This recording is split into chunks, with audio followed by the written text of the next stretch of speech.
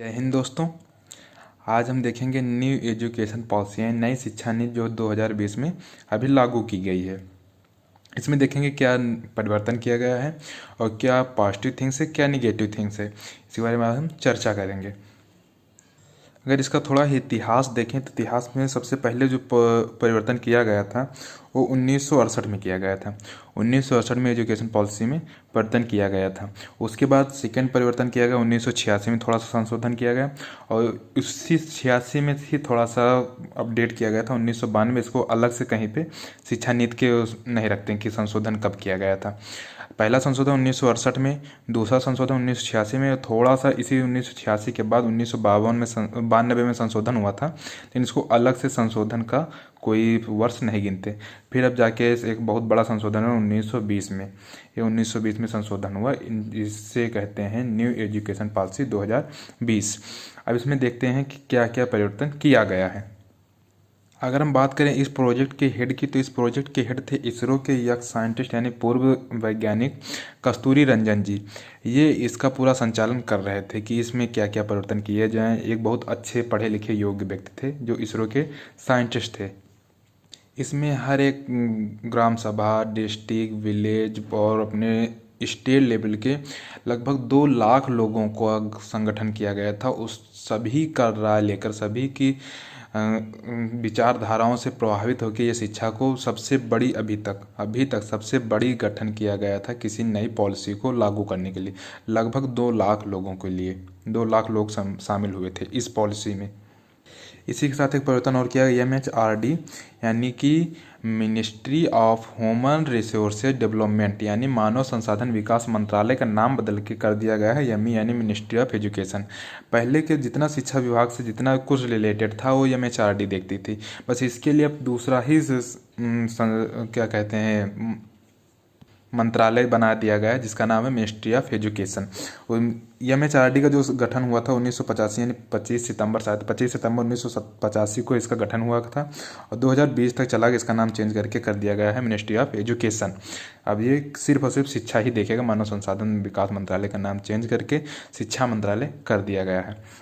अभी तक जो स्ट्रीम चलती थी वो चलती थी 10+2 यानी कि 10+2 यानी 12th तक ये पढ़ाता, 12th तक ही था, 12 तक ही ये स्ट्रीम चलता था। उसके बाद क्या हुआ, 10+2 के बाद 5+3+3+4 जो इस समय न्यू एजुकेशन पॉलिसी के तहत आ रही है। 5+3+3+5 ये आ रहा। अब देखेंगे इसमें ये क्या क्यों दिया गया 5+3+4+3+4।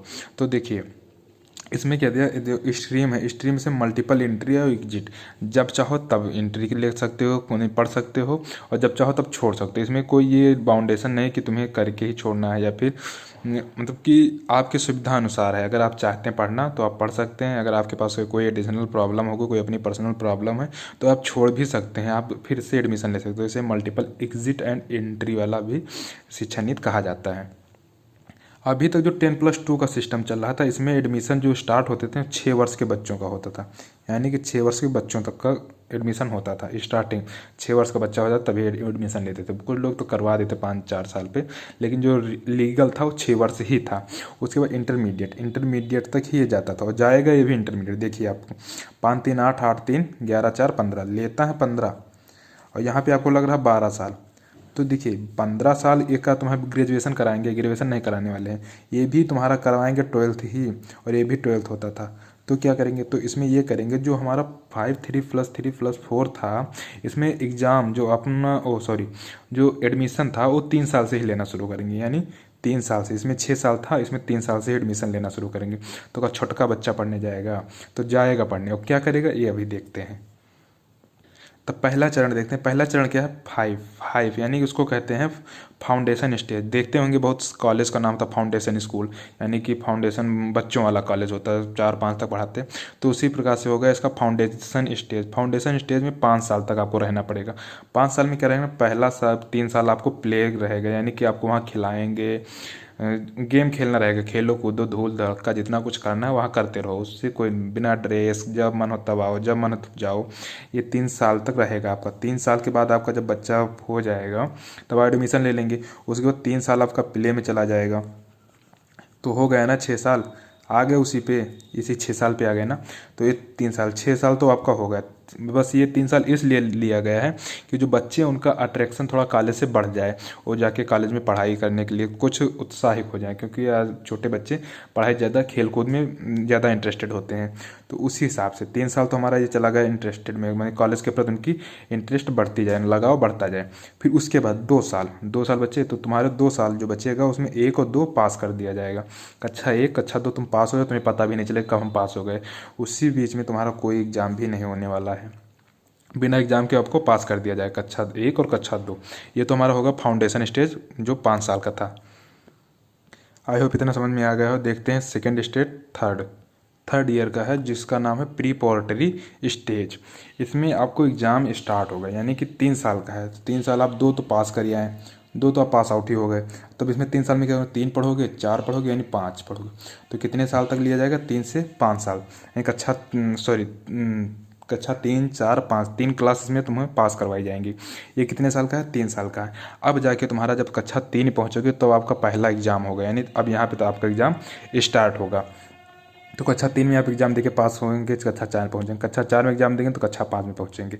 कक्षा 5 तक ही ये प्रोपरेटरी स्टेज आपको पढ़ाया गया, यानी कि जो हमारा एक पहला था 5, फिर 3 था। तो 5 आपको समझ में आ गया, 3 आपको समझ में, 3 में कितने तक, 5 से 8 तक, कक्षा 5 से 8 तक। इसमें बिल्कुल वैसे जैसे अभी तक चलता था, बस में थोड़ा ये किया गया है कि एक्टिविटी और स्टडी, तुम्हारे कुछ एक्टिविटी कराएंगे, जैसे इसके साथ भी खेल वेल रहेगा, तुम्हारा गेम में जितना इंटरेस्ट है, एक्टिविटी डांस और सिंगिंग आपको इसमें कराई जाएगी। प्लस में स्टडी, एक्टिविटी और स्टडी दोनों साथ में होगा।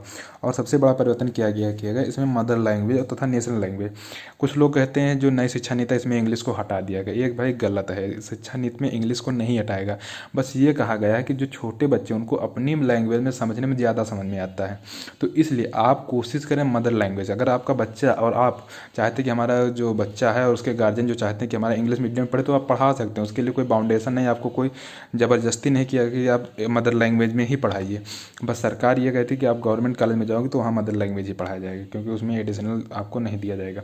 आप पढ़ा सकते हैं, ऐसा कुछ नहीं कि आप दबाव दिया इंग्लिश में, किया गया इंग्लिश को थोड़ा, लेकिन इतना ज़्यादा नहीं किया कि इंग्लिश को हटा ही दिया गया। तो यहाँ दिया गया मदर लैंग्वेज तथा नेशनल लैंग्वेज से आप पढ़ सकते हैं, मतलब हिंदी, और जो आपकी मदर लैंग्वेज भोजपुरी है, बिहारी है, जो भी आपकी लैंग्वेज, मराठी है, तमिल है, तेलुगु है, जो भी आपकी लैंग्वेज है उसमें आप पढ़ सकते हैं, मतलब कि अपने होम स्टेट लैंग्वेज में जो है वो पढ़ रहे हैं। ये तो हमारा होगा सेकेंड स्टेज, जिसको हम प्रोपरेटरी स्टेज कहते हैं, जो कि 3 साल का था। तो हम हमारा क्या होगा, 5 3 3, ये 3 तो सॉरी 5 3 3 समझ में आएगा। तीसरा स्टेज क्या हमारा, 3 साल का। तो इसमें कितना, मिडिल स्टेज 3 साल का, तो आप कक्षा 6 तो पास कराएं वहीं से, यानी तीसरे स्टेज में, सॉरी दूसरे स्टेज में जो प्रोपरेटरी स्टेज था। अब तीसरे स्टेज में क्या है, कक्षा 6 पास कर गए, तो इसमें कितना होगा, तो सॉरी कक्षा 5 वहाँ पास करा है, तो यहाँ कितने 6 से पढ़ोगे, 6 7 8, 3 साल का हो गया। तो इसलिए 3 ईयर का ये भी होता है 3 साल का। इसमें क्या है, कक्षा 6 7 8, इसमें भी आपके एग्जाम होंगे, बट इसमें एक ये है कि आपको एक इंडियन लैंग्वेज चूज करना पड़े, जैसे हिंदी हो गई, संस्कृत हो गई, उर्दू हो गई, जो कोई भी एक इंडियन लैंग्वेज आपको पढ़ना कंपलसरी किया गया है इसमें। तो ये इसकी थोड़ी ज़्यादा खास बातें हो सकती हैं, और कक्षा 6 में आप जो पढ़ते हैं वही पढ़ोगे। बस इसमें कंप्यूटर कोडिंग बहुत अच्छी चीज़ है। ये अगर देखा जाए तो एक आधुनिक युग की बहुत बड़ी पहल है ये, आगे जाके ये सब डिजिटलाइज ही होते जा रहा है। तो कंप्यूटर कोडिंग आपको कक्षा 6 से ही सिखाना, बस सॉफ्टवेयर बनाना नहीं सीखेंगे, लेकिन कुछ कोडिंग ऐसे होते हैं जैसे आर्डिनो कोडिंग वोडिंग, ये आपको सिखाना शुरू कर दिया जाए कंप्यूटर कोडिंग कक्षा 6 से ही। वैकेशनल से भी बहुत बड़ी चीज़ है कि इसमें आपको जैसे सिलाई कढ़ाई बढ़ईगिरी, या फिर आपको कुछ एडिशनल जानना है जो आपका ट्रैक से हटके है, मतलब ट्रैक से हटके क्या वो रहेगा, ट्रैक में ही आपको उसके प्रति भी आपको नंबर मिलेंगे। ऐसा नहीं कि आपको काम करेंगे तो आपको कोई इसका बेनिफिट नहीं मिलने वाला, आपके रिजल्ट पे वो काउंट किया जाएगा। तो वैकेशनल में यही सिलाई कढ़ाई बढ़ाई कुछ भी आप करना चाहते हो जो एडिशनल हो, वो भी आपको कक्षा 6 से 8 के बीच में सीख सकते हैं। और मैथ साइंस आर्ट तो सिंपल ऐसे ही रहेगा, बट इसमें एक चूज किया कि एनी इंडियन लैंग्वेज, आपको कोई एक लैंग्वेज अलग से पढ़ना पड़ेगा, एडिशनल लैंग्वेज जो कोई भी हो सकती है, संस्कृत, हिंदी, इंग्लिश, मराठी, जो भी आप लेना चाहो, गुजराती, कोई एक लैंग्वेज आपको पढ़ना पड़ेगा जो आपको ईजी लगे। ये रही थर्ड स्टेज, मिडिल स्टेज, इसको हम 3 साल का है। इसमें एक इंडियन लैंग्वेज, जो हर एक स्टेज का एक अपना एक्स्ट्रा क्वालिटी है। जैसे पहले स्टेज में आपको एग्ज़ाम नहीं देना, दूसरे स्टेज में आपका एग्ज़ाम शुरू होगा, तीसरे स्टेज में आपको इंडियन लैंग्वेज को ये कंपलसरी पढ़ना पड़ेगा। जाते हैं थर्ड स्टेज जो हमारा है 4 साल का, इसको कहा गया सेकेंडरी स्टेज। ये हमारा 4 साल का, इसमें तो बहुत बड़ा परिवर्तन कर दिया गया। इसमें दिया गया फॉरेन लैंग्वेज इसमें फोर्थ जो हमारा चौथा स्टेज है 4 साल का, इसमें बहुत ज़्यादा परिवर्तन किया गया है। इसमें एक तो सेकेंडरी स्टेज दिया गया है, इससे पहले कौन था हमारा मिडिल स्टेज। तो इसमें बहुत ज़्यादा परिवर्तन किया है। एक फॉरेन लैंग्वेज आपको पढ़ानी पड़ेगी, फॉरेन लैंग्वेज आपको पढ़ना पड़ेगा कोई भी। लेकिन एक परिवर्तन यहाँ पे कुछ गलत किया गया, सही किया गया हो तो आप ही बता सकते हैं। इसमें चाइना की जो मंडरीन भाषा है उसको नहीं मिलाया गया। मंडरीन भाषा जो चाइना में बोली जाती है उसको नहीं मिलाया गया है। अब देखिए इसमें आप वहाँ तक कक्षा 8 तक पास हो गए, कक्षा 8 पढ़ के आ गए। अब कक्षा 8 जब पढ़ के आए तो यहाँ सेकेंडरी स्टेज में आए, तो यहाँ से कहाँ शुरू होगा आपका 9th 10th 11th and 12th। तो 4 साल हो गए ना, 4 साल में आपको 12th पास कर जाएंगे। देखो शुरुआत कहाँ से हुआ था, 5 3 3 4, ये आपका आ रहा था 15, लेकिन ख़त्म कहाँ पे हो रहा है, 12th में ही ख़त्म हो रहा है ना। और पहले क्या था 10+2 भी 12th में ख़त्म हो रहा था। 12th के बाद आपको जो भी ग्रेजुएशन करना हो किसी यूनिवर्सिटी से करोगे, उसमें आपको सेंट्रल गवर्नमेंट का कोई पावर नहीं रहता है। आपको पता होगा यूनिवर्सिटी का जो कुलाधिपति होते हैं वो राष्ट्रपति होते हैं, राज्यपाल होते हैं। तो सेंट्रल गवर्नमेंट का वैसे भी कोई पावर नहीं होता है। तो इसलिए आप सेंट्रल गवर्नमेंट के अंडर में केवल स्टेट गवर्नमेंट के अंडर में आप केवल रहेंगे 12th तक। उसके बाद फिर आपको कुलाधिपति यानी कि राष्ट्रपति के अंडर में किसी यूनिवर्सिटी से ही आप BA BSc करते हैं या ग्रेजुएशन किसी यूनिवर्सिटी से करते हैं। किसी बोर्ड से यूनिवर्सिटी आप नहीं करते हैं कि हाँ इस बोर्ड से हम ये इस यूनिवर्सिटी में पढ़ रहे हैं या फिर ग्रेजुएशन कर रहे हैं।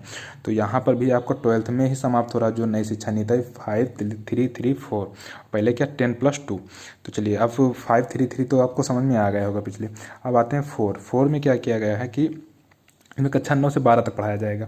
और कक्षा 9 से 12 में से सेमेस्टर वाइज पेपर होगा, यानी कि 6 महीने में एक पेपर हो जाएगा। आपके 1 साल में 2 पेपर होने हैं, 6 महीने पे आपको बोर्ड पेपर की तरह ही होगा वो। जैसे किसी कॉलेज में 6 पेपर होते हैं वो तो अलग की बात है। यहाँ पे नियम में ही ला दिया गया कि आप 6 महीने में एक पेपर देना पड़ेगा सेमेस्टर वाइज, वही आपका बोर्ड होगा, वही आपका रिजल्ट भी माना जाएगा सेमेस्टर वाइज। और इसमें कोई नो स्ट्रीम, आप किस बोर्ड से पढ़ रहे हैं कुछ नहीं पता, CBSE board, ICSE board, UP board, कोई भी बोर्ड नहीं है। जो आप चाहो तो पढ़ सकते हो, आप हिंदी अंग्रेजी संस्कृत जितना कुछ चाहो उतना पढ़ सकते हो। मल्टीपल सब्जेक्ट जो भाषा आपको लेनी हो, जो लैंग्वेज पढ़नी है, जो सब्जेक्ट पढ़ना हो पढ़ सकते हो। कोई दबाव नहीं कि आपको अगर साइंस साइड से हो तब आपको साइंस साइड से ही पढ़ना पड़ेगा, आर्ट साइड से हो तो आर्ट साइड से पढ़ना पड़ेगा, कॉमर्स से हो तो कॉमर्स से जो आपके अकाउंटेंट के सब्जेक्ट हैं वही ले सकते हो। आर्ट साइड में तुम आर्ट की संस्कृत बायोलॉजी ये लो, साइंस साइड में बायोलॉजी लो, मैथ लो, ये लो, केमिस्ट्री लो। तो ऐसा कुछ नहीं है, आपको जो मन हो वैसे सलाद जैसे निकालते चलो, प्याज टमाटर इमली भिंडी जितना कुछ निकालना है वो निकालते चले जाओ, ऐसा है। और क्रिटिकल थिंकिंग मतलब ये है कि जो आप पढ़ रहे हैं उसमें वाई क्यों पढ़ रहे हैं और व्हाट एक क्या है, इस तरह के क्वेश्चन आपको डेवलप किए जाएंगे। कि आप जैसे कोई ऐसा कुछ हो गया, कोई नियम कानून बना है कि अगर ये ना होता तो क्या होता, इस तरह के इसमें थिंक डेवलपमेंट कहते हैं, इसको क्रिटिकल थिंक कहते हैं, क्रिटिकल थिंक। ये तो हमारा ये समझ में आ गया होगा। ये इतना जो हमारा चौथा स्टेज है सेकेंडरी स्टेज क्या है, तो ये तो हमारा होगा 5 3 3 4 नई शिक्षा नीति में, ये इतना ही है, ज़्यादा कुछ नहीं। अब आते हैं, तो हमारा 12th तक पास हो गए। अब ग्रेजुएशन क्या करेंगे, ग्रेजुएशन जब यहाँ तो स्ट्रीम खत्म हो गया, यहाँ पे कोई स्ट्रीम नहीं है। आप साइंस साइड से हैं कि आर्ट साइड से हैं, कॉमर्स से हैं, कुछ नहीं पता है। आप जो सब्जेक्ट लेके आए वही सब्जेक्ट आगे चलेंगे आपकी, और आप बदल भी सकते हैं, ऐसा कुछ नहीं, वही सब्जेक्ट चलेंगे, जैसे चाहो वैसे पढ़ सकते हो। फिर उसके बाद आता है ग्रेजुएशन आपका 4 साल का होगा। ग्रेजुएशन आपका 4 साल का होगा। पहला साल आप करके बाहर जा रहे हो, यानी कि कोई दिक्कत आ गई, आप नहीं पढ़ने में मन लगा, कुछ भी प्रॉब्लम है, तो 1 साल का जो ग्रेजुएशन है तब आपको रिजल्ट जो मिलेगा वो सर्टिफिकेट का मिलेगा, ग्रेजुएशन सर्टिफिकेट। अब क्या यहाँ पे बेनिफिट है कि आप 1 साल किए, 1 साल आप पढ़े, उसके बाद आपको कहीं जॉब मिल गई या फिर कोई एडिशनल प्रॉब्लम, जैसे आपको मनी प्रॉब्लम हो गई या फाइनेंशियल प्रॉब्लम जिसे कहते हैं, फाइनेंशियल प्रॉब्लम हो गई, या फिर आपको पढ़ने में मन ही नहीं लग रहा है, तो आप छोड़ सकते हैं। आप ये सर्टिफिकेट लें, आप छोड़ दीजिए, यानी एग्जिट मार दीजिए। अब 4 साल बाद आपको पढ़ने का मन फिर से जगह कि अब हम पढ़ेंगे, अब हमारे पास सारी प्रॉब्लम सॉल्व हो गए, हमें पढ़ना है, तब जाके आप फिर से एडमिशन ले सकते हैं।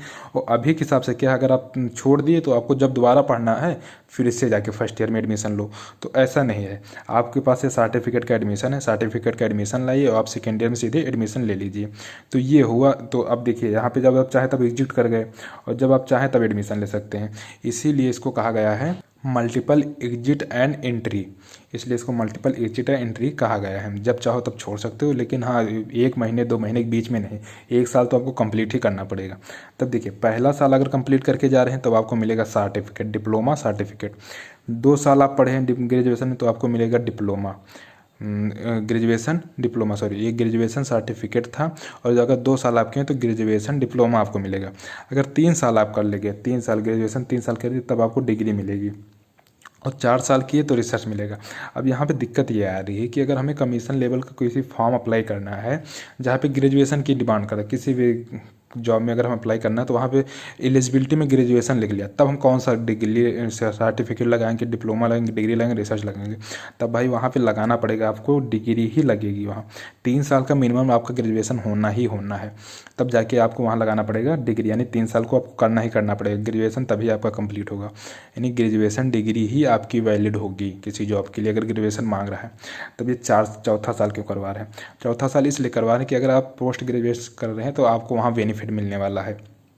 ठीक, तो यहाँ पे होगा आपका ग्रेजुएशन रिसर्च। अगर 4 साल करें तो ग्रेजुएशन रिसर्च का आपको सर्टिफिकेट मिलेगा। फिर देखते हैं तो ग्रेजुएशन होगा। फिर देखते हैं पोस्ट ग्रेजुएशन।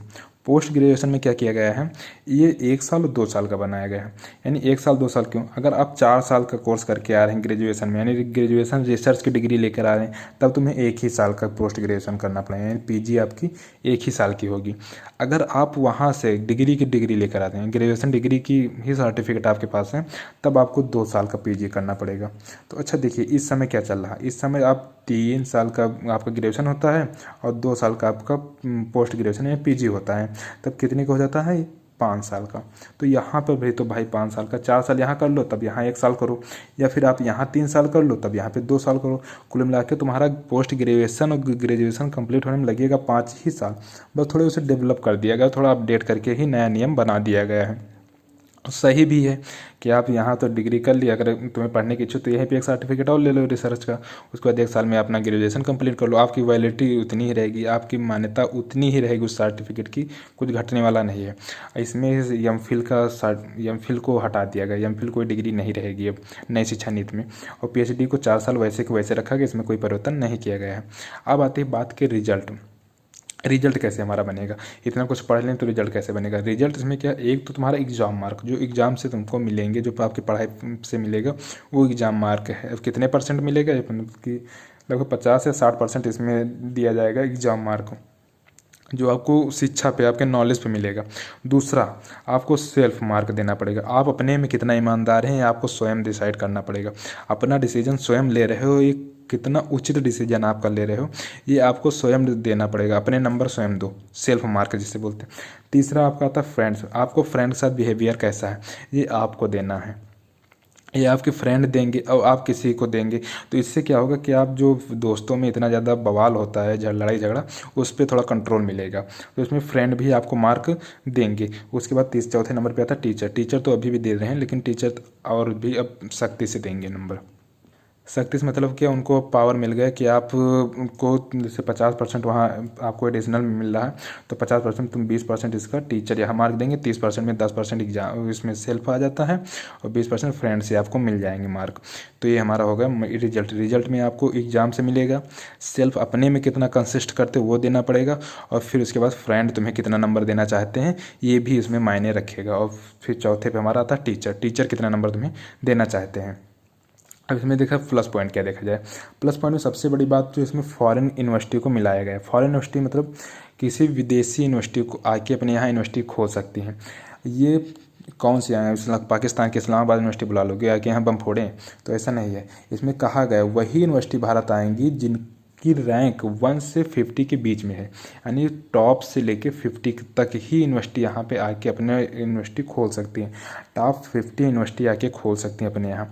ये देखो ये नियम पहले भी आएगा, डॉक्टर मनमोहन सिंह जब प्रधानमंत्री थे तब भी आता। तो वहाँ पे एक इसमें शर्त रखा गया कि आपको 50 करोड़ 50 करोड़ आपको देना पड़ेगा सिक्योरिटी फीस। मान लो अभी तुम यूनिवर्सिटी लेके भाग जाओ, तुम कहाँ ढूंढेंगे कि तुम कैम्ब्रिज कहाँ, ऑक्सफोर्ड कहाँ, ये सब यूनिवर्सिटी हम कहाँ ढूंढेंगे। तो इसलिए वहाँ पे ये सिक्योरिटी फी रखा। लेकिन इस बार कोई कंडीशन नहीं है, आप यूनिवर्सिटी आके खोलो, जब तीन उतने पढ़ाओ, जब तुम्हारा जाने का मन हो तब जा सकते हो। ये इस नियम में किया गया है। और दूसरी इसमें भारत की जीडीपी का 6% इसमें इन्वेस्ट किया जाएगा शिक्षा में। 6%। अच्छा आप बताइए, इतने कोई भी शिक्षा, आप चाहे प्राइमरी स्कूल देखिए, मिडिल देख लीजिए, किसी ग्रेजुएशन में देख लीजिए, फिर डिप्लोमा में देख लिए, कोई भी ऐसा कॉलेज देख लीजिए जहाँ पे फुल स्टॉप मिले, मतलब कि टीचर की वैकेंसी ही नहीं फुल है। तो अगर ये हो गया तो कम से कम टीचर के तो अवेलेबल हों, कि टीचर ही नहीं मिलेंगे वहाँ पढ़ाएंगे। कोई भी स्टाफ देख ले, वहाँ पे वैकेंसी फुल ही नहीं है, स्टाफ हमेशा खाली रहेगा। सब हर एक स्टाफ के पास एक्स्ट्रा वार्डन दिया रहता है। तो अगर यहाँ पे 6% अगर कर दिया जाए, 6% बहुत बड़ा अमाउंट हुआ। अभी शिक्षा पर जितना खर्चा हो रहा है 3% हो रहा है, केवल 3%, यानी उतना दुगना हो जाएगा, खर्चा किया जाएगा।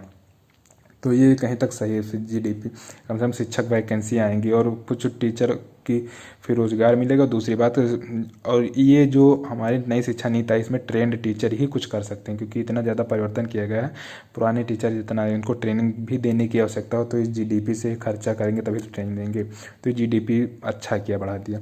दूसरी हमारी स्कूल फीस। अब देखिए, प्राइवेट स्कूल को कुछ पता ही नहीं चलता कब फीस बढ़ती है कब घटती तो है ही नहीं, बढ़ती ही है। कब बढ़ती कुछ पता नहीं। आज बस 500 रुपये, कल अगले साल देखो 1000 रुपये फीस बढ़ गई। उसमें महंगाई भत्ता कितना लगता है उसको भी नहीं पता होता है।